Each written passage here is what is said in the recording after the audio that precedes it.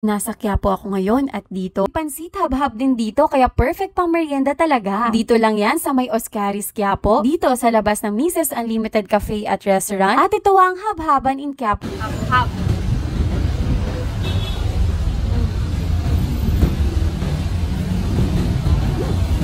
Malasa yung pansit ha. Sige.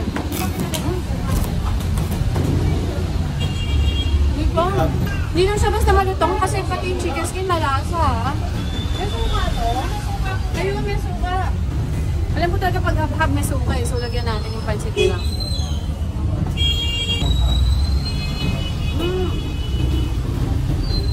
Hirap hab-habin. Naubusan na daw kasi sila guys ng ang dahon ng saging. Hirap. Like white type.